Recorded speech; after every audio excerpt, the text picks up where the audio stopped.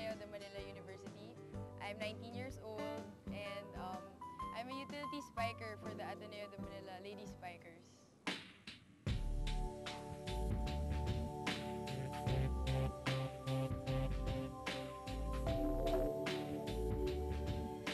When I was grade 6, me and my friends, parang naglalaro lang kami. Tapos we found out na masaya pala laruin yung volleyball.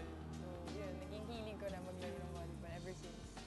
Nag-start ako first year high school sa ICA. So nung nag-fourth year ako, yung dating teammate ko from ICA din, in-invite niya ako mag-train with Ateneo. So ever since, naging part na ako ng team.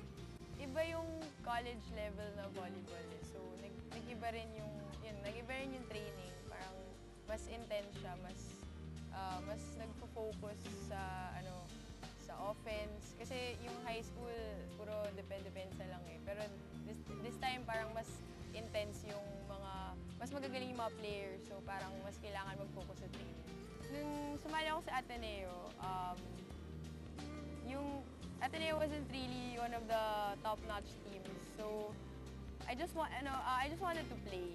So wala akong in-expect na like aabot kami sa championship or what. Parang inisip ko lang I wanted to play. So sulitin ko lang yung years ko as a player. Tapos syempre tutulungan ko din yung Ateneo na maabot din yung championship.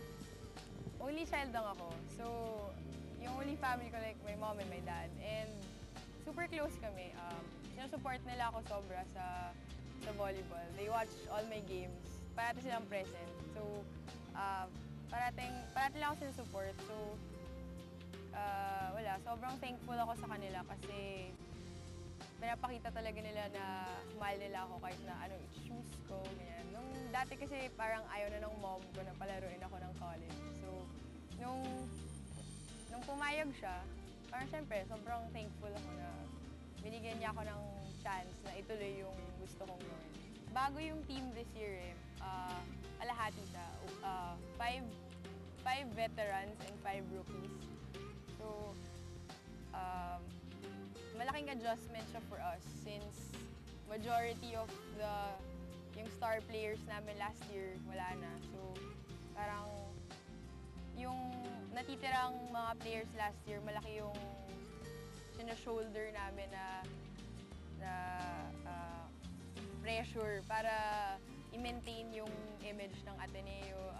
And yun nga, and thankful kami na this year, we were granted 5 rookies na promising, very promising, and nakakatulong siya sa team namin. So, yun. Okay naman kami. We're getting closer. Nagja-gel kami little by little. Yun nga, every training, parang we work harder na maging isa. Kasi, yun nga, bago pa lang kami, first time namin sumabak sa mga tournament. Yung closest teammate ko, I would say, would be Gretchen Ho. Teammate ko siya since high school eh. She's a year younger than me, so yun. Matagal na kami magkasama, and yun nga. I guess it's because she understands me the best. Kasi yun nga, matagal kami naging teammates, so parang when we're inside the court, when we're playing, alam na niya kung ano yung nararamdaman ko. Alam ko rin kung ano nararamdaman niya. Parang, may connection na kami since before. Mga rituals.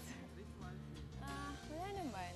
Basta, I just come to the game prepared. Nagdadasal ako before a game. And yun. Wala naman akong like rituals na like may sinusuot ako or something. Wala. Madami, nakikita ko na dumadami na yung nag-support ng volleyball ngayon compared to before. Yung bubble namin, pupunta sila sa games, nag-drums sila. Yun din, madami na rin akong kilalang students who come to watch the games. So yun, parang natutuwa ako na lumalaki yung crowd na sumusupport. We treat San Sebastian as our sisters. Kasi yun nga, sa V-League, we respect them as our opponents. Kasi syempre, di ba, si Coach Roger yung nagko-coach sa kanila. Pero pagdating naman sa UAAP, si Coach Roger yung coach namin. So parang okay lang siya since nauna naman talaga si Coach Roger dun sa San Sebastian. Parang nagkaroon lang kami ng privilege na maging mga estudyante rin ni Coach Roger. So, okay lang. Wala namang problem. Siguro yung adjustment lang is para sa aming mga luma kasi iba yung coach namin last year. For the rookies, okay lang eh kasi first year nila. So, wala masyadong adjustment. Kasi Coach Roger, wala siyang favoritism. Parang lahat kayo player. Walang senior, walang rookie, lahat kayo equal. So, yun, ganun yung trato niya sa amin. Tsaka parang parati siyang willing to teach us anything na kailangan namin. Parang hindi porket mas matanda ka, dapat mas may alam ka, ganyan. Parang wala siyang, hindi niya kami nilalagay sa mga ibang levels. Parang lahat kami equal. Yun. I'm a movie buff. I like watching movies and reading also. Mahilig din ako magbasa. Yun, hanging out with my friends. After college, siguro, start my own business, I guess. Or, actually, dati gusto ko advertising eh. Tapos yun, ngayon, pwede rin, pero I'm not yet sure. Siguro when that time comes na kailangan ko na mag-decide yun. As of now, wala pa naman. Madami pa. Madami pa ako kailangan i-improve sa laro ko. Wala. Yung sure ako na mabibigay ko sa team is yung drive to win. Kasi ako, fighter ako eh. Hindi ako nag-give up. Kahit na down kami, may pag-asa pa rin. So, tsaka kahit na natatalo kami, it doesn't mean it's over. So, yung masashare ko, yung ako kasi yung tipong motivator sa team. So, yun.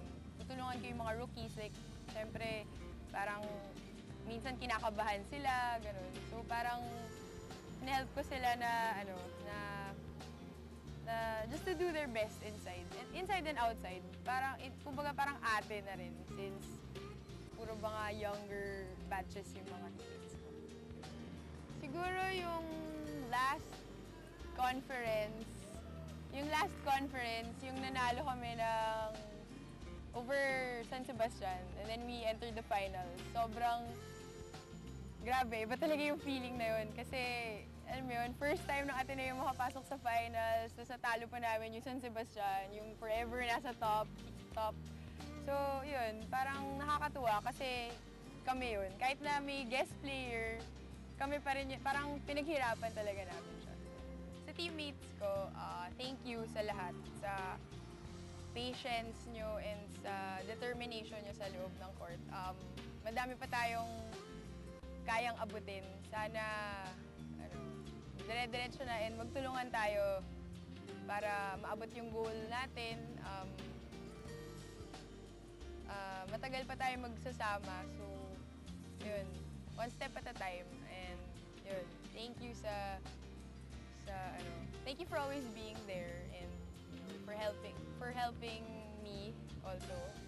Okay, sa lahat ng fans ng Ateneo, thank you sa lahat ng support nyo. Nakakatuwa. Parang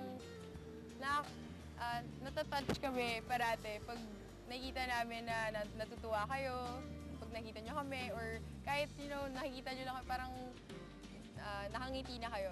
Yun lang naman gusto namin eh, masaya kayo. And yun, sana continue supporting Ateneo. Mag-work kami to reach the top. Sana nandyan kayo with us.